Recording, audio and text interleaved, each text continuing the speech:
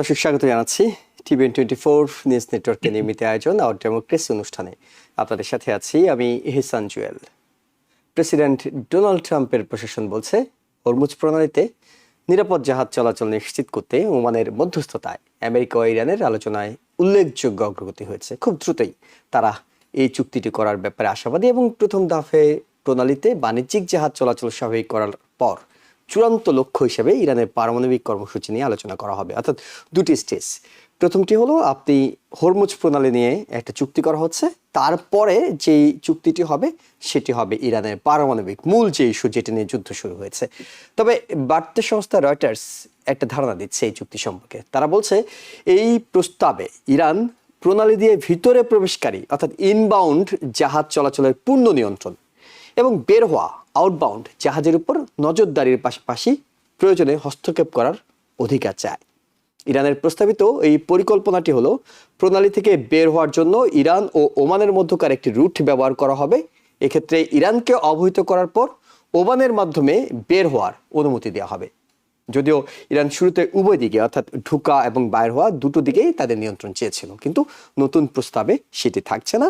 ইনবাউন্ডে তাদের পূর্ণ নিয়ন্ত্রণ থাকছে, আউটবাউন্ডে ওমানের সাথে তাদের আলোচনা করে ঠিক করতে হবে। তবে যদি এই চুক্তিটি কার্যকর হয়, মাঠের যুদ্ধ শেষ হয়, তাহলে লাভ ক্ষতির একটা হিসেব কষার বিষয় আছে। অস্ত্র গোলা বারুদের হিসাব বের করে রয়টার্স বলছে 5 মাস ধরে যে যুদ্ধটি চলছে এই যুদ্ধে আমেরিকা তাদের দূরপাল্লার ক্ষেপণাস্ত্রের বৈশ্বিক মজুদের একটি বড় অংশ, কেউ কেউ বলছেন যে প্রায় পুরোটাই শেষ করে ফেলেছে। শুধু আক্রমণ করা নয়, আক্রমণ প্রতিহত করতে ফেব্রুয়ারি থেকে জুলাইয়ের মধ্যে আমেরিকার 65% প্যাট্রিয়ট ইন্টারসেপ্টর এবং 38% থার্ড ব্যালিস্টিক মিসাইল ইন্টারসেপ্টর ব্যবহৃত হয়ে গেছে। অর্থাৎ আমেরিকা যে মিসাইলগুলো ছুটছে সেটি প্রায় শেষ দূরপাল্লারগুলো, এবং একই সঙ্গে ইন্টারসেপ্টর যেগুলো পাল্টা আক্রমণ প্রতিহত করার সেটিও অনেকটুকু শেষ হয়ে গেছে। এখন ইরানের উপর যদি আবার হামলা চালাতে হয় তাহলে প্রেসিডেন্ট ডোনাল্ড ট্রাম্পকে পাইলট চালিত যুদ্ধ বিমানের উপর নির্ভর করতে হবে, এবং এর ফলে যেটি ঘটবে সেটি হলো রাশিয়া এবং চায়নার মতো অন্যান্য প্রতিপক্ষের সংঘাত মোকাবেলার ক্ষেত্রে আমেরিকার সক্ষমতা সীমিত হয়ে পড়ার আশঙ্কা রয়েছে। তবে আল জাজিরা বলছে এই যুদ্ধবিরতি এবং সাময়িক সমঝোতার সুযোগ নিয়ে ইরান তাদের সামরিক শক্তি কয়েক গুণ বৃদ্ধি করেছে। ইরানের সামরিক কর্মকর্তারা জানিয়েছেন ক্ষেপণাস্ত্র ড্রোন উৎপাদন একদিনের জন্য তাদের থামেনি, এবং ড্রোনের উৎপাদন যুদ্ধপূর্ব অবস্থার চেয়ে 3 গুণ বেড়েছে। অর্থাৎ যুদ্ধের আগে ইরানের ড্রোন যদি 100টি থাকতো, এখন 300টি। এবং চীন থেকে পাকিস্তান হয়ে যে আকাশ প্রতিরক্ষা ক্ষেপণাস্ত্র পাওয়ার গুঞ্জন, এটি চায়না পাকিস্তান অস্বীকার করলেও এটি অনেকে মনে করছেন ইরান তাদের হস্তগত করেছে। ঘরের রাজনীতিতে এই মুহূর্তে সবটুকু আলো আছে মিশিগানের ডেমোক্রেটিক সেনেট প্রাইমারির দিকে। এই নির্বাচনটিকে 2028 সালের প্রেসিডেন্ট নির্বাচনে ডেমোক্রেটদের সম্ভাব্য রাজনৈতিক দিক নির্দেশনা এবং অভ্যন্তরীণ কোন্দলের একটি আগাম বার্তা হিসেবে দেখা হচ্ছে।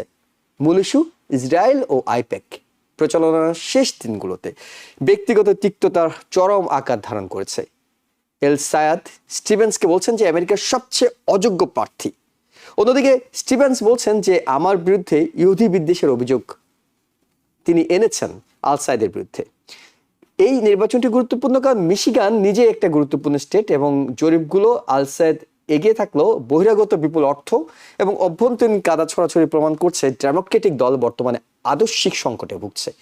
প্রগতিশীল পপুলারিজম বনাম ঐতিহ্যবাহী মধ্যপন্থার এই লড়াই 2028 সালের জাতীয় নির্বাচনের জন্য অনেক বড় ফ্যাক্টর হতে যাচ্ছে বলে বিশ্লেষকরা মনে করছেন। ঠিক এই অবস্থায় আমরা আলোচনা করতে চাই, শুরুতে যে বিষয়টি নিয়ে আলোচনা করতে চাই সেটি হলো অবশ্যই ইরান প্রসঙ্গ, এবং আমাদের সাথে আলোচক হিসেবে যুক্ত হচ্ছেন ইউনিভার্সিটি অফ নিউ অর্লিন্সের professor doctor Mostafa Kamal, Bangladeshi American advocacy group professor doctor Mostafa Sarwar, দুঃখিত, এবং একই সাথে বাংলাদেশি আমেরিকান অ্যাডভোকেসি গ্রুপ বাগের প্রেসিডেন্ট জনাল আবেদিন। আপনাদের দুজনকে স্বাগত জানাচ্ছি। প্রফেসর ডক্টর মোস্তফা সারোয়ার, আপনার কাছে যে বিষয়টি জানতে চাই সেটি হলো ইরান এর আগে একটি সমঝোতা স্বাক্ষর করেছে, একেবারে ঢাক ঢোল পিটিয়ে সেটি হয়েছিল, এবং হওয়ার পর এটি যে মানে একটা ন্যূনতম কাগজেরও তো একটা দাম থাকে, এই সমঝোতার যে কোনো দাম কোনো পক্ষই দেয়নি সেটি আমরা দেখেছি, এবং এরপরে পাল্টা যুদ্ধ আগের চেয়ে আরো বেড়েছিল। এবার একটি আশা জায়গা নিয়ে চুক্তি হতে যাচ্ছে, আপনি কতটা আশাবাদী? আমরা যে মানে অতীত যদি কোনো সাক্ষ্য দিয়ে থাকে তাহলে আমরা দেখেছি বারবার বারবার এটা একবার হয়ে যাচ্ছে, মানে যেন সইটই করে সব সিদ্ধান্ত পাকাপাকি, কিন্তু তার পরবর্তী আমরা দেখছি সেটা ভেঙে যাচ্ছে। এই প্রসেস আগামীতে চলবে কিনা সেটা কিন্তু দিব্যি করে বলা যাচ্ছে না। আহ, তার অর্থ হলো যে আমরা আশাবাদী, কিন্তু সেই আশায় গুড়ে বালি হয় কিনা সেটাও আমাদেরকে লক্ষ্য রাখতে হবে। কারণ উভয় পক্ষই আহ, মানে কাউকে বিশ্বাস করছে না। সেই যে বিশ্বাসের ব্যাপারটা, যেমন আপনাদের খেয়াল আছে যে ইরান থেকে ওরা বলেছিল যে আমাদের মাননীয় প্রেসিডেন্টের যে সই সেটা টয়লেট পেপারের মতন। হ্যাঁ, কাজে এমনি যেখানে একটা অবিশ্বাস রয়েছে, সেখানে আমি গার্ডেড অপটিমিস্টিক, মানে আমি যে মানে আশাবাদী, কিন্তু দ্যাট ইজ এ গার্ডেড আশাবাদী। মানে আমি একদম শিওর করে বলতে পারছি না, এটা হয়তো ভণ্ডুলও হয়ে যেতে পারে। জি, একই প্রশ্ন আমি করতে চাই জনাব জয়নাল আবেদিন আপনার কাছে, যে আপনি কতটা কার্যকর, কতটা টেকসই চুক্তি হতে পারে বলে মনে করছেন?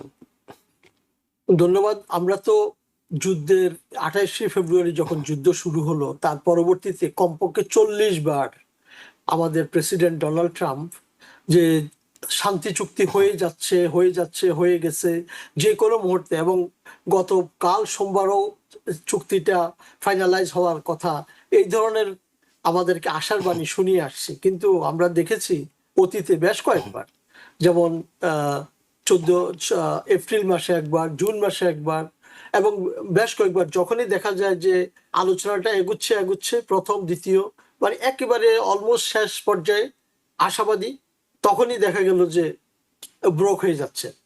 তো এখন কি হবে, এটা হচ্ছে বর্তমান প্রশ্ন। আমরা যেহেতু মানুষ, আমরা আশা নিয়ে থাকবো, বুক বেঁধে থাকবো, যে আমরা আশা করব যে হয়তো উভয় পক্ষই কথা রাখবে। কিন্তু প্রফেসর সাহেব যে কথাটি বলেছেন, কোনো পক্ষ কাউকে কিন্তু বিশ্বাস করছে না, এবং এই যে অবিশ্বাসের দোলাচাল, এটা কিন্তু হয়ে আসছে এবং খুব স্ট্রংলি। যেমন একদিকে ডোনাল্ড ট্রাম্প প্রেসিডেন্টকে বিশ্বাস করছে না ইরান, ইরানকে বিশ্বাস করছে না, বারবার ব্লেম করছে একে অপরকে। তো এই যে ব্লেম গেম চলছে, এবং এট দ্য সেম টাইম, এবং তার প্রমাণও কিন্তু দেখা গেল, এবং দেখা গেল যখন আলোচনাটা এত গতিতে এগিয়ে থাকে যে যে কোনো মুহূর্তে ফাইনাল এটি একটি ঘুরে যেতে পারে। আবার জনাব একটু থামাচ্ছি, দুঃখিত, মানে আমরা একটা ছোট বিরতি নিয়ে ফিরে আপনার সাথে এই বিষয়টি নিয়ে আলোচনা করছি। দর্শক আমাদের সঙ্গে থাকুন। বিরতির পর আবারও স্বাগত। আমাদের সাথে যুক্ত আছেন ইউনিভার্সিটি অফ নিউ অরলিন্সের প্রফেসর ডক্টর মুস্তাফা সরোয়ার। আমাদের সাথে যুক্ত আছেন বাংলাদেশ আমেরিকান অ্যাডভোকেসি গ্রুপ বাগের প্রেসিডেন্ট জয়নাল আবেদিন। আপনাদের দুজনকে আবারও স্বাগত জানাচ্ছি। প্রফেসর ডক্টর মুস্তাফা সরোয়ার, সেটি হলো রয়টার্স এই চুক্তির খসড়া কেমন হতে যাচ্ছে সেটি নিয়ে একটা ধারণা দেওয়ার চেষ্টা করছে একটা অনুসন্ধানী রিপোর্টের মাধ্যমে, এবং তারা বলছে যে হরমুজ প্রণালীর নিয়ন্ত্রণ নিয়ে তো এত কিছু, মানে কার হাতে হরমুজ তুমি কার, সেই জায়গায় তো আসলে ঝামেলাটা। তো সেই জায়গায় এখন কি যে অবস্থাটা হচ্ছে, বিচার মানে তালগাছ, আমার কোনো পক্ষ এই কথা বলার সুযোগ আছে, নাকি একটা উইন উইন সিচুয়েশন হতে যাচ্ছে? না, আমার মনে হচ্ছে যে যেটা মেইন, যে মানে এখন যে আমরা আউটলাইনটা দেখছি, আউটলাইনের দুটো ব্যাপার, যেটা আপনি সুন্দর করে বলেছেন, উপস্থাপনা করেছেন, যে ইনকামিং জাহাজ অ্যান্ড আউটগোয়িং জাহাজ। যে জাহাজগুলো হরমুজ প্রণালী থেকে ঢোকে পারস্য উপসাগরে, এগুলো হলো ইনকামিং। আর যে জাহাজগুলো পারস্য উপসাগর থেকে হরমুজ প্রণালী হয়ে গালফ অফ ওমানে দিয়ে তারপরে ভারত উপসাগরে, আরব মানে Arabian sea and then Indian ocean. তো এই যে যাত্রাটা, এই যাত্রার মধ্যে সবচেয়ে যেটা ইরানের যেটা দেখলাম, সেটা হলো যে ইনকামিং জাহাজ। ইনকামিং জাহাজের মধ্যে যুদ্ধ জাহাজ হতে পারে, মানে শুধু যে বাণিজ্য জাহাজ তা নয়, যে মধ্যপ্রাচ্যের যে ঘাঁটিগুলো আছে যুক্তরাষ্ট্রের, যেমন ধরেন বাহরাইন, তারপরে আপনার ইউনাইটেড আরব আমিরাত, কাতার, তারপরে ওখান থেকে এমনকি ইরাকেও ওখান থেকে ঢোকা যায় ওদের জাহাজগুলো, ওদের যে ঘাঁটিতে, এমনকি সৌদি আরবিয়া। এর কারণে এই এই এই এই এর ব্যাপারের জন্যই যে কোনো সময় যুদ্ধ জাহাজ ঢুকতে পারে। হ্যাঁ, সেটা যাতে ঢুকতে না পারে অ্যাট দেয়ার উইশ, হ্যাঁ, যেটা ইরানের সিকিউরিটিকে চ্যালেঞ্জ করতে পারে, সেজন্য ইরান এ ব্যাপারে খুব সিরিয়াস। আর যেটা আউটগোয়িং, সেক্ষেত্রে ওমানের সঙ্গে যে একটা আন্ডারস্ট্যান্ডিং হচ্ছে, আমি মনে করি সেটা খুবই ভালো। যে দুটো দেশই লক্ষ্য করবে এবং দুজনই ইনভলভড। যদি দুটো চ্যানেল, মানে এখানে কিন্তু অনেকগুলো চ্যানেল আছে, তার মধ্যে ধরেন একটা ওমানের চ্যানেল দিয়ে জাহাজ যাচ্ছে, কিন্তু ওমানকে খবর দিতে হবে ইরানকে, ইরান এটাকে ক্লিয়ার করবে, ভাইস ভার্সা। আবার ইরানের চ্যানেল দিয়ে যেটা যাবে সেটা ওমানকে খবর দিতে হবে, Oman will clear it and then it will go. আমার যেন মনে হচ্ছে যে যেহেতু মধ্যপ্রাচ্যে যে বারবার আমরা যুদ্ধ দেখছি এবং এই যুদ্ধে আন্তর্জাতিক যে নীতিমালা আইন কানুন কেউ মানছে না, বিশেষ করে আক্রমণকারী যারা যারা অনেক দূর থেকে গিয়ে ওখানে আক্রমণ চালায়, হ্যাঁ, এটা আমরা অতীতেও দেখেছি, শুধু বর্তমানে নয়, অতীতে আমরা দেখছি ইংল্যান্ড ফ্রান্স এরা সবাই, এমনকি আরো অনেক আগে, মানে মানে সেই এজ অফ ডিসকভারিতে আমরা দেখছি পর্তুগাল এই কাণ্ড করেছে। কাজে এইসব জিনিসকে যদি কনসিডার করা হয় যে দীর্ঘকালের ঘটনা এবং বর্তমানের ঘটনা সবটাকে যদি আমরা মিলিয়ে দেখি, তাহলে ওখানে কাদের জাহাজ ঢোকে সেটা আমার মনে হয় যে ইরান যদি সেটাকে তার নজরে রাখে এবং সেই অধিকার তার থাকে, that is equivalent to his security and sanctity. দেখুন, এরকম কিন্তু আইন নতুন কিছু না, এটা কিন্তু স্ট্রেইট অফ বসফরাসে রয়েছে। এই যে তুরস্কের ভিতর দিয়ে স্ট্রেইট অফ বসফরাস যে যায়, হ্যাঁ, সেখান থেকে কিন্তু এই যে আপনার যে কৃষ্ণ সাগরে যে দেশগুলো আছে তারা কিন্তু রাশিয়া, ইউক্রেন, তুরস্ক, এরা ইরান, এরা সব কিন্তু আর্মেনিয়া আর আজারবাইজান, এরা কিন্তু প্রতিদ্বন্দ্বী একজন একজন, হ্যাঁ।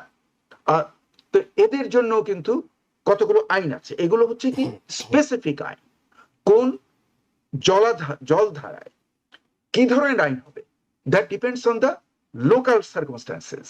ওখানে এক ধরনের আছে, তেমনি যদি এখানে অন্য ধরনের হয় সেটা তো আমার যেন মনে হচ্ছে একটা ন্যায্য।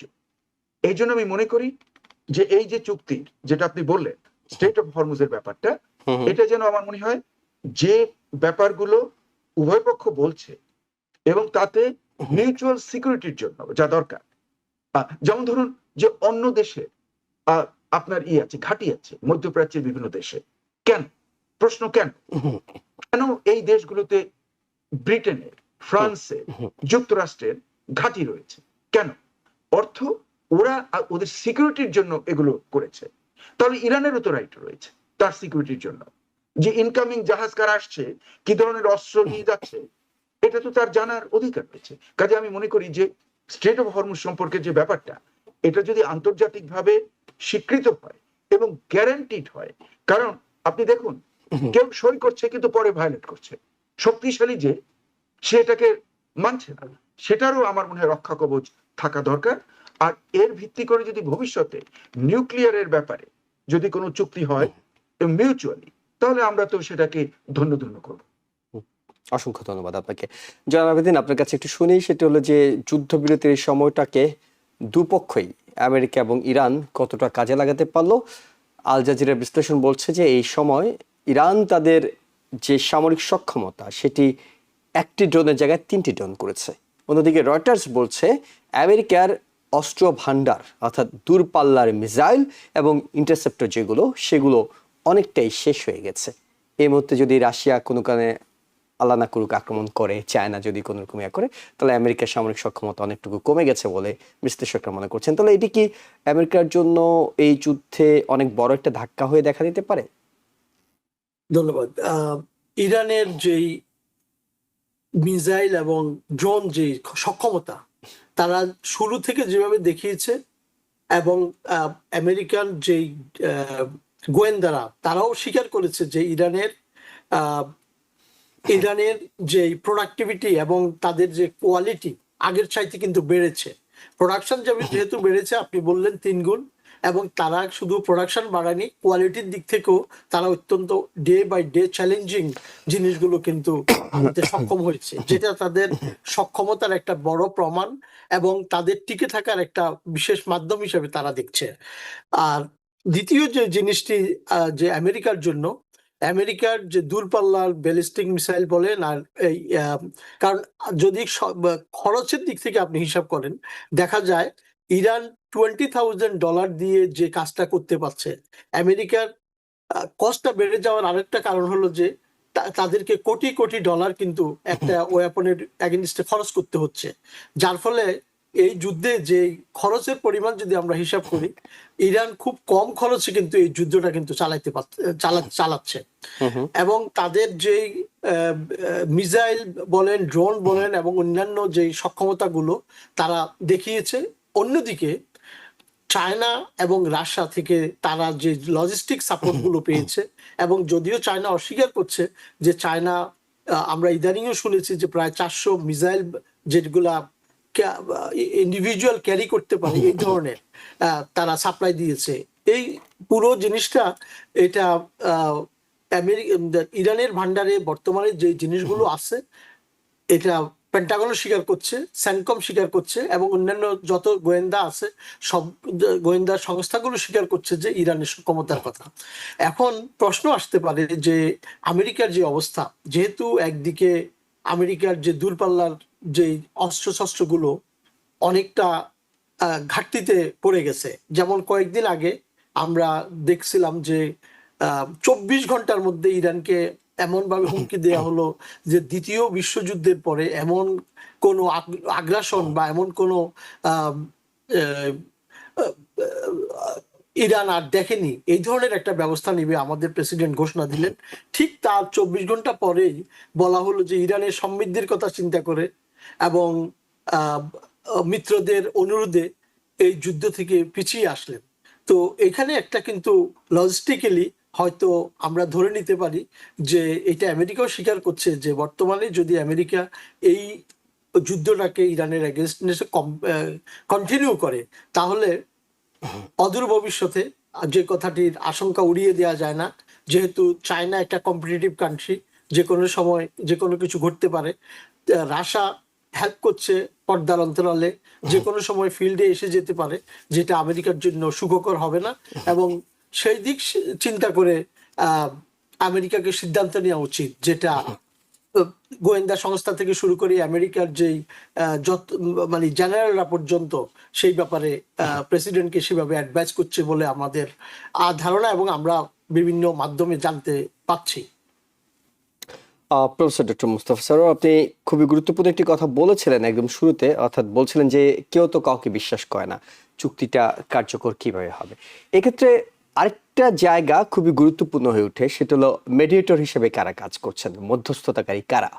আমরা দেখলাম পাকিস্তান, কাতার, ওমান অনেক দুর্বল, মানে আমেরিকা ইরানের সাথে মধ্যস্থতা করবে, এই দুর্বল দেশগুলো তাদের তো নিজেদেরই কথার কোনো গ্যারান্টি নেই। তারা যখন অন্য পক্ষকে গ্যারান্টি দেয়, আচ্ছা ঠিক আছে আমার সাথে ট্রাম্প সাহেবের কথা হয়েছে, উনি তো এরকম বললেন, কিংবা নেগোসিয়েশনের যে জায়গাটা, ইরানের কথাটা গিয়ে হয়তো আমাদের রুবিওকে বলছেন কিংবা আমাদের জেডি ভ্যান্সকে বলছেন, তো মানে সেই জায়গাটা, মিডিয়েটরের জায়গাটা কতটা স্ট্রং হিসেবে আপনি দেখছেন পাকিস্তান, কাতার, ওমান এই জাতীয় দেশগুলোকে? এখানে কোনো শক্ত মিডিয়েটর কেন আমরা পেলাম না? চমৎকার প্রশ্ন। আপনার খেয়াল আছে এই যুদ্ধ শুরু হওয়ার সময় যখন ওমানে মধ্যস্থতা হচ্ছিল সুইজারল্যান্ডে, আপনার খেয়াল আছে যে আমরা ভেবেছিলাম যে এটার মীমাংসা হয়ে গেছে, কোনো যুদ্ধ হবে না। হ্যাঁ, যখন চুক্তিটা প্রায় ফাইনাল পর্যায়ে সই হবে, সেই মুহূর্তেই আমরা দেখলাম যে যুক্তরাষ্ট্র ইরানকে আক্রমণ করেছে, ইসরায়েল মানে পুরোদমে এবং এবং এবং যুক্তরাষ্ট্র। তার অর্থ দেখুন, ওমানের কথার কোনো মূল্য রইল না। সে কিন্তু স্টেটমেন্ট দিয়েছিল তার পররাষ্ট্র মন্ত্রণালয় যে এই তো সই হয়ে যাচ্ছে। হ্যাঁ, তার কয়েক ঘন্টার মধ্যে আমরা দেখলাম যে যুদ্ধ আক্রমণ শুরু করেছে। কাজে এই জন্য আমি বলছি আপনার প্রশ্নটা চমৎকার। এটা রেটরিক্যাল অ্যান্সার হলো যে it's very difficult to say that এই যে নেগোসিয়েটার তাদের কতটুকু ক্ষমতা রয়েছে এবং আরো একটা ঘটনা, তাদেরকে কতটা বিশ্বাস করা যায়। হ্যাঁ, সেটারও একটা ব্যাপার আছে যে পাকিস্তান যেমন ধরেন কি ধরনের ডিল করছে। হ্যাঁ, পাকিস্তানের সঙ্গে ইরানের সম্পর্ক রয়েছে, কিন্তু পাকিস্তানের সঙ্গে যুক্তরাষ্ট্রের আরো গভীর সম্পর্ক, আবার পাকিস্তানের সঙ্গে চীনেরও সম্পর্ক। কাজে এগুলো আপনি সব যদি ইকুয়েশনস মিলাতে যান, তাহলে কিন্তু আমরা যেটাকে বলি আনসার্টেনটি, অনিশ্চয়তা কিন্তু ওখানে রয়েছে। কাজে এ ব্যাপারে একদম সঠিক করে বলা যে এই নেগোসিয়েটাররা একদম পারফেক্ট নেগোসিয়েটার, তা কিন্তু বলা যাচ্ছে না। আমরা আরো খবর পাচ্ছি যে সৌদি আরবিয়াকে ট্রেনিং দিচ্ছে পাকিস্তান এয়ারফোর্স এবং আর্ম ফোর্সের অন্যান্য বাহিনী বর্তমানে, মানে যেখানে মানে ইরান সৌদি আরবিয়ায় যুক্তরাষ্ট্রের ঘাঁটি আক্রমণ করছে, সেখানে সাউদি ডিফেন্সের জন্য পাকিস্তান তাকে ট্রেনিং দিচ্ছে। কাজে এই যে বিচিত্র ব্যাপার স্যাপার, আবার যদি আপনি দেখেন বেলুচিস্তানের ঘটনাটা, হ্যাঁ, what is going in Balochistan, বেলুচিস্তানের যে বিদ্রোহের ছাঁচ চলছে, হ্যাঁ, সেখানে কিন্তু অনেক ইনভলভড, ইরানও ইনভলভড, আফগানিস্তান ইনভলভড, এবং বিদেশি মানে পশ্চিমারাও কেউ কেউ জড়িত আছে বলে জানা যাচ্ছে। কারণ এরা স্টেটমেন্ট যে দেয়, এরা কিন্তু ইউরোপ থেকে স্টেটমেন্ট দেয়, বালুচ লিবারেশন ফোর্সের লোকরা, এখানে ভারতও রয়েছে।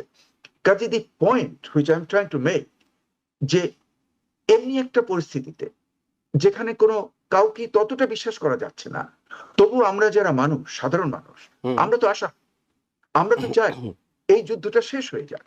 এই যুদ্ধের জন্য তো আমাদের যুক্তরাষ্ট্রের অর্থনীতিতে ধস নেই, আমরা সেটা চাই না। হ্যাঁ, সেজন্য আমরা আশা করব, কিন্তু আমি ওই যে প্রথম যা দিয়ে শুরু করেছিলাম, বলা মুশকিল যে এটা কোন দিকে করে। আরো একটা ব্যাপার আছে, সামনে নির্বাচন, হ্যাঁ, মধ্যবর্তী নির্বাচন। ইরানের সাম্রাজ্য হলো কয়েক হাজার বছরে, হ্যাঁ, পৃথিবীর সবচেয়ে ওল্ডেস্ট রানিং সাম্রাজ্য ছিল এই ইরান। এই শাহ যদি না যেত, তাহলে এটাই ছিল লংগেস্ট রানিং কন্টিনিউইং সাম্রাজ্য। এবং বিভিন্ন জায়গাতে তারা বিভিন্ন নেগোসিয়েশনে অনেকটা ওস্তাদ, তারা হলো অনেক চালু, কারণ এরা এটা প্র্যাকটিস করে আসছে কয়েক হাজার বছর ধরে।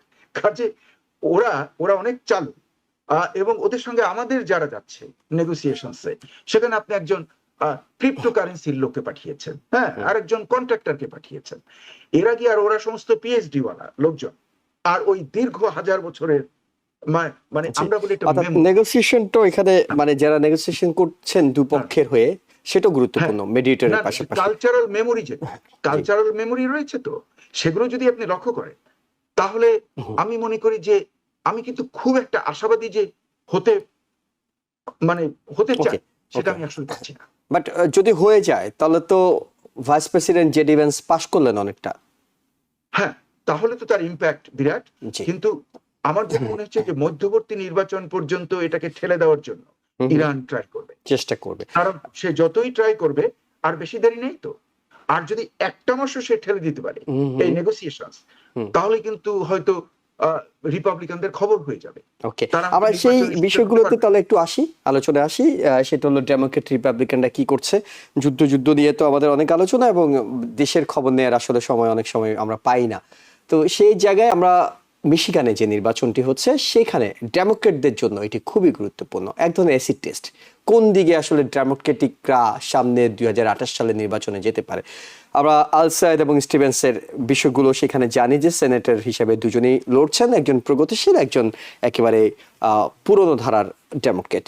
এই বিষয়গুলো একটু জানতে মিশিগান থেকে আমরা একজনকে যুক্ত করেছি। তিনি মিশিগানের হ্যামটমিকের সাবেক মেয়র প্রার্থী ছিলেন, এস.এম. কামাল রহমান। এস.এম. কামাল রহমান, আপনাকে স্বাগত জানাচ্ছি আমাদের এই আজকে আলোচনায়। আজকে ভোট অনুষ্ঠিত হয়েছে, আপনি নিজেও ভোট দিয়েছেন। একসময় তো আপনারা এই মিশিগানকে, গত নির্বাচনের কথাই বলছি, একেবারে প্রেসিডেন্ট ডোনাল্ড ট্রাম্পেরকে উপহার দিয়েছেন সুইং স্টেট হওয়ার পরও। সেইখানে ডেমোক্রেটদের এই লড়াই কতটা জমেছে, আল সায়েদের অবস্থান এবং স্টিভেন্সের অবস্থান, আপনার একটু নিজে, যেহেতু আপনি সেখানে থেকে দেখছেন, আপনার কাছ থেকে একটু শুনতে চাই। মিউট করা আছেন আপনি, কামাল রহমান, মিউট করা আছেন। সরি, আমি প্রথমে ক্ষমা চেয়ে নিচ্ছি, আমার মেইন ক্যামেরাটা আমার কানেক্ট হয় নাই, তো আমি ফোন থেকে কথা বলতে হচ্ছে। কোনো সমস্যা নেই, আমরা দেখতে পাচ্ছি আপনাকে। তো মিশিগানের আসলে এখন যে একটা খুবই এক্সাইটিং ইলেকশন সিজন হচ্ছে, যেটাকে আমি মনে করি ওবামার 2008-এর যে ইলেকশনের যে আমেজ ছিল, উৎসব মুখর ছিল, সেইভাবেই হচ্ছে। এবং রিসেন্টলি মামদানি নিউ ইয়র্কের ইলেকশনে যেইভাবে সবাইকে খুব এক্সাইটেড করেছিলেন, তো এইভাবে আব্দুল আল সাঈদ সবাইকে একসাথে করতে পেরেছেন, স্পেশালি যে ইয়াং জেনারেশন, আমরা যে যদি দেখি যে আপনারা ইভেন নন মুসলিম টিকটকার যারা আছেন ওরাই লিড নিয়ে নিয়েছে। উনি হলো রিফর্মিস্ট, উনি হলেন যে ফর পিপল ইনার সিটির জন্য ওনার যে প্রোগ্রামগুলো আছে, কিংবা যে উনি কাজ করেছেন ডিট্রয়ের health department, Wayne county health department, অনেক এক্সপিরিয়েন্স আছে।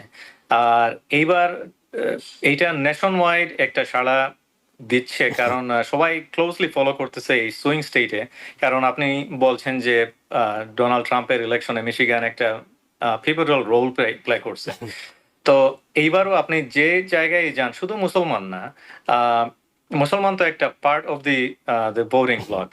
মিশিগানের যে কোনো জায়গায় আপনি ডিট্রয়েট থেকে ট্রেভার্স সিটি যান, one coast to the other, ওইখানে খুবই আব্দুল আল সাইদের সমর্থন খুবই খুবই হাই। এবং আজকের পোলে দেখা গেছে যে about 60-40 if not more Abdul El সাইদের পক্ষে ভোট পড়ার কথা। তো অনেক নিউজ অর্গানাইজেশন অলরেডি প্রেডিকশন দিচ্ছে যে উনার ল্যান্ডস্লাইড ভোটিং হওয়ার সম্ভাবনা খুবই বেশি। ওকে, সেইখানে নির্বাচনের মূল ইস্যু যেগুলো আমরা দূর থেকে দেখছি, আপনি তো কাছাকাছি থেকে দেখছেন, যে ইসরায়েল, আইপ্যাক, এই বিষয়গুলো বেশ আলোচনায় আসছে। আব্দুল্লাহ আল সাইদ তিনি মুসলিম প্রার্থী, তিনি যদি মুসলিম প্রার্থী না হতেন তখন হয়তো আলোচনাটা আরেকটু ভিন্ন রকম কিছু হতো, যে একজন নন মুসলিম তিনি প্যালেস্তাইনের পক্ষে বলছেন। এখন তিনি তো মুসলিম প্রার্থী, সেটাও একটা তার দুর্বলতা হতে পারে। এই ইস্যুটা, ইসরায়েল ইস্যুটা, আইপ্যাকের ইস্যুটা কতটা গুরুত্বপূর্ণ হয়ে উঠছে ভোটারদের কাছে বলে আপনার কাছে মনে হয়েছে? আমার মনে হয় মোর দেন 50%। কারণ আপনারা হয়তো একটা ভিডিও দেখেছেন যে ওনার প্রতিদ্বন্দ্বী যে হেইলি স্টিভেন, উনি বলছেন যে উনি স্বপ্নে দেখেন ইসরায়েল, কিন্তু উনি কখনো বলেন নাই যে উনি স্বপ্নে দেখেন ডিট্রয়েট, ইনার সিটির প্রবলেম, ওইগুলা উনি কখনো বলেন নাই। আর এইগুলা এখন তো ফেসবুকের যুগ, ইনস্টাগ্রামের যুগ, এখন ওইগুলা কিন্তু ফোকাস পায় বেশি। আর এখানে যারাই ধরেন এইটা বারবার প্রচারিত হচ্ছে, যদিও $60-80 মিলিয়ন এইপ্যাক খরচ করেছে হেইলি স্টিভেন্সের জন্য, কিন্তু বারবার ওনাদের একটা অ্যাটাক হলো, ডাইরেক্ট অ্যাটাক আব্দুল আল সাইদের বিরুদ্ধে, যেগুলো সাবস্টেন্সিয়েটেড না, যে উনি মহিলাদেরকে খারাপ ভাষায় কিছু বলছেন, উনি প্রেসিডেন্সিয়াল ইলেকশনে উনি সমর্থন করেন না ডেমোক্রেটিক পার্টি থেকে, এই ধরনের কথা, মানে যে অ্যাটাকগুলো যেগুলা ইটস মিনিংলেস এবং ইউজলেস। শুধু আব্দুল আল সাইদ না, অনেক ডেমোক্রেট ভোট দিয়েছে রিপাবলিকানকে। কারণ ওইটা একটাই ছিল, ফোকাস ছিল গাজা, এবং গাজা ওয়ার ছিল তখন। এরপরে যখন দেখলেন যে unending war, no focus, no ending, no mission in sight, আর এইগুলা ইম্প্যাক্ট করতেছে। কারণ এখন দেখেন ইনফ্লেশন রেট ইজ খুব বেশি, খুব high in Michigan at least. এরপরে গ্যাস এবং সবকিছুর মূল্যই খুবই হাই, এটা সবাইকে এফেক্ট করতেছে। তো এভরিবডি, সবাই নোটিস করতেছে যে কি জন্য আমার এত এফেক্ট হচ্ছে। যখন গ্রোসারি স্টোরে যান, আপনার $1 এখন, গত বছরের $1 এখন হয়তো আপনার $1.5 খরচ করতে হবে বিভিন্ন আইটেমে, বিভিন্ন এসেনশিয়াল আইটেম। তো আব্দুল আল সাইদের ফোকাস হলো যে এইখানে আমাদের ট্যাক্স ডলার এইখানে থাকবে, ইনার সিটি ডেভেলপমেন্ট হবে, আমাদের এইখানে ফ্রি হেলথ কেয়ারের থাকবে, ওইটা ইসরায়েলে যাবে কেন? ইসরায়েল এইটা ফোকাস পাচ্ছে যে ওখানে ওরা ফ্রি হাউজিং পায়, আমাদের পয়সা দিয়ে ওরা সেটেলমেন্ট বানায়, ওদের প্যালেস্টাইনিয়ানদেরকে উৎখাত করতেছে ওইখানে, মানে এইগুলো তো সোশ্যাল মিডিয়াতে সবসময় আসতেছে। তো এখন ইয়াং জেনারেশন এইটাকে আরো ফোকাস করতেছে, এমন যে এখন সবাই বুঝতে পারতেছে যে কি জন্য, আসলেই তো কথাটা ঠিক। উনি স্পেশালি উনার যে এত স্ট্রং ওপিনিয়ন অ্যাবাউট হেইলি স্টিভেন্সের কথা বলতেছি, যে স্ট্রং লাভ ফর একটা দেশের, যে দেশে আমরা পয়সা পাঠাবো, আমরা ফান্ডিং পাঠাবো বিলিয়ন্স অফ ডলার, যারা এন্ডলেস ওয়ার করে আসতেছে গত 70 বছর থেকে। আর এইখানে ওদের ডেভেলপমেন্ট হবে, ওদের ফ্রি এডুকেশন হবে, ফ্রি হেলথ কেয়ার হবে, এটা তো প্রার্থীদের বক্তব্য, কিন্তু ভোটাররা এই আহ্বানে সাড়া দিয়েছে কিনা আপনার কাছে কি মনে হয়? জি, তাই তো আমি ধরেন যেখানেই নন মুসলিম যে আমার কলিগ কিংবা অন্যান্য যে যাদের সাথেই কথা হয়, সবাই কিন্তু এই ব্যাপারে একমত, যাদের সাথেই আমার কথা হয়েছে, যে না, আমাদের সিটির ইমপ্রুভ করতে হবে, অবশ্যই সিটি ইমপ্রুভ করতে হবে। আমরা ফ্রি হেলথ কেয়ার পাবো না, আরেকটা দেশে আমরা হেলথ কেয়ার পাঠাবো, এটা তো হয় না। তো এই Okay. জিনিসটা আসলে এখন এই ইরানের যুদ্ধের পরে বিশেষ করে এইটা একটু খুব বেশি ফোকাস পাচ্ছে। জি, আর এইটা ডাইরেক্ট ইম্প্যাক্ট করতেছে ইলেকশনে, নো ডাউট অ্যাবাউট ইট। অনেক ধন্যবাদ কারণ আপনাকে। G S M Kamal Rahman আমাদের সাথে যোগ দিয়েছেন। আপনি আপনি দর্শকদের আবার আরেকটু পরিচয় করে দিচ্ছি যে তিনি মিশিগানের হ্যাম্পটেমিক সিটির সাবেক মেয়র প্রার্থী ছিলেন এবং একই সাথে তিনি ওয়েন কাউন্টি কমিউনিটি কলেজের ট্রাস্টির দায়িত্বে আছেন। আপনাকে ধন্যবাদ জানাচ্ছি। আমরা একটু জনাব আবেদিন আপনার কাছে শুনি, মিশিগান তো শুধু মিশিগানেই সীমাবদ্ধ না, এটি পুরো দেশের ডেমোক্রেটদের জন্য এক ধরনের অ্যাসিড টেস্ট আমরা শুরুতে বলছিলাম, এবং এটি নির্দেশনা দেবে আগামী 2028 সালের নির্বাচনে ডেমোক্রেট কোন দিকে যাবে। ডেমোক্রেটরা স্টাবলিশমেন্ট যে ডেমোক্রেটদের কথা বলা হয়, তারা কি তাদের কানে এই আওয়াজটা পাচ্ছে, নাকি এখনো তারা মনে করছে ওরা বিচ্ছিন্নতাবাদী?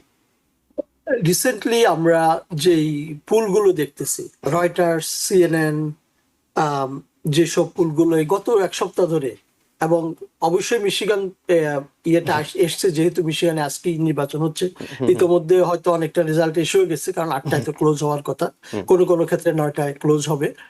তো 53-47 বর্তমানে আছে, যেটা হাউসকে ক্যাপচার করতে হলে ডেমোক্রেটদের নেট গেইন থাকতে হবে 4টা।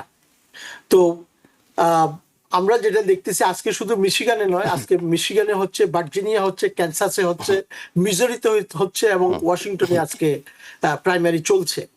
তো এবং ইত্যবসরে আমরা যে পুলগুলো দেখতেছি, ন্যাশনাল ওয়াইড যে পুলগুলো, ডেমোক্রেটদের সাথে ইন্ডিপেন্ডেন্টরা অনেক হাইলি অ্যালাই করতেছে, অর্থাৎ প্রায় 11% লিডে আছে ডেমোক্রেটরা, এবং ওভারঅল 6-8% লিডে আছে ডেমোক্রেটরা। তো যে জিনিস এই এর পিছনে যে কারণগুলো বারবারই আলোচনা হচ্ছে, যেমন যুদ্ধ, এটা আনপপুলার একটা বিষয় যেটা ঘটে গেছে এবং ঘটছে অহরহ, মানে এই যুদ্ধের দামামা তো বাড়ছেই, এবং মানুষের মধ্যে এই যুদ্ধ একটা অশান্তি সৃষ্টি করে দিয়েছে এবং সবাইকে একটা অরিড সিচুয়েশনে রেখেছে, যার জন্য আমাদের নিত্য নৈমিত্তিক যেই জিনিসগুলোর দাম অত্যন্ত বেড়ে গেছে, ক্রয় ক্ষমতার বাইরে চলে গেছে, ইনফ্লেশন ভেরি হাই। এইসব কারণেই যে মধ্যবর্তী নির্বাচনে আমরা আশা করছি যে ডেমোক্রেটরা অনেক ভালো করবে। তবে এখানে আবার হুঁশিয়ারির বিষয় হলো যে প্রায় অর্ধেক ভোটার মনে করে যে ডেমোক্রেট এবং রিপাবলিকান কেউই আসলে তেমন কিছু করছে না, অর্থাৎ যে পরিমাণ অ্যাটেনশন দেওয়ার কথা সেটা দিচ্ছে না, যার ফলে 18-35 এইজের যেই ভোটাররা, তাদের মধ্যে বেশিরভাগ ভোটার, অর্থাৎ 65% ভোটার চায় যে বর্তমান যারা সংসদে আছে, যারা কংগ্রেসে আছে, তাদের মধ্যে প্রায় হাফ তাদেরকে আনসিট করার জন্য। এটা একটা বিরাট ফ্যাক্টর কিন্তু। তো এবং আমরা দেখতেছি যে যুদ্ধটা সারা পৃথিবীতে যেমনিভাবে আনপপুলার হচ্ছে, এবং আমেরিকার বিভিন্ন নির্বাচনে আমরা দেখতে পাচ্ছি যারা যুদ্ধের বিপক্ষে সেই মতামতটা প্রাধান্য পাচ্ছে এবং তারা কিন্তু জয়ী হচ্ছে। যেমন আমরা নিউ ইয়র্কের ব্যাপারে বলতে পারি, আমরা মেয়র মামদানি, নিউ জার্সিতে যিনি মুসলমান কংগ্রেসম্যান নির্বাচিত, মানে প্রাইমারিতে নির্বাচিত হলেন, এবং আমরা আশা করছি যে আজকেই হয়তো ইতিহাস গড়বে, একজন মুসলমান সেনেটে এই প্রথম মিশিগান থেকে হয়তো ওনারা উপহার দিতে পারবেন, যদিও 2%-এর ব্যবধানে কিন্তু গতবার ডোনাল্ড ট্রাম্পকে কিন্তু জিতিয়েছিল এই মিশিগানবাসী। তবে এবার রেজাল্টটা একটু ভিন্ন। এখন পর্যন্ত 3% ভোটের ফলাফল চলে এসেছে আমাদের হাতে। আমরা যেটি দেখতে পাচ্ছি, আব্দুল্লাহ আল সায়েদ 62% ভোট পেয়েছেন সেখানে, এবং হ্যালে স্টিভেন্স পেয়েছেন 34%। অবশ্যই এটা মাত্র 3% ভোটের ফলাফল, পুরোপুরি নয়, কিন্তু তিনি এগিয়ে থাকার একটা আভাস এর মধ্যে পাওয়া যাচ্ছে। এবং আপনি যেটি বলছিলেন যে হলে তো প্রথম মুসলিম হিসেবে সেনেটে একজন আমেরিকায় যাচ্ছেন। প্রফেসর ডক্টর মোস্তফা সরোয়ার, আপনার কাছে একটু শুনি, সেটি হলো ডেমোক্রেটরা এবারও যদি প্রগতিশীল একজন জিতে যান, সোশ্যালিস্ট একজন জিতে যান, তারা কি সেটি মনে মনে নিতে পারবেন, নাকি আসলে উপর দিয়ে কিছু না বললেও ভিতরে ভিতরে সেই পুরনো ডেমোক্রেট, সেই পুরনো বুলিগুলোই জনগণের উপরে চাপিয়ে দেওয়ার চেষ্টা করবেন? না, আমি প্রথমে একটা কারেকশন করবো যে এটা কিন্তু প্রাইমারি। হ্যাঁ, উনি যে শিওর আমরা সেটা সেটা আমরা পরে দেখবো। হ্যাঁ, প্রাইমারিতে উনি উইন করবেন, এটা তারপর রিপাবলিকানের সঙ্গে তাকে লড়তে হবে। আচ্ছা, তাহলে ডেমোক্রেটিক পার্টির কি হবে? আমরা জানি যে আমরা কি দেখেছি পৃথিবীর ইতিহাসে, সবসময় একটা দল কিন্তু আন্ডারগোজ ট্রান্সফরমেশন, এটা কিন্তু স্ট্যাটিক না যে একটা দল স্ট্যাটিক আমার এই এই প্রিন্সিপাল গুলো আছে এই নিয়ে আমি বসে আছি, তা হয় না। এটা কিন্তু মানে as the time progresses it changes. মানে আমরা দেখি যে সময়ের বিবর্তনের সঙ্গে সঙ্গে দলের বিবর্তন ঘটে। কাজে এখন যেটা হচ্ছে ডেমোক্রেটিক পার্টিতে এদের মানে সোল সার্চিং হচ্ছে যে আসলে ডেমোক্রেটিক পার্টি কি।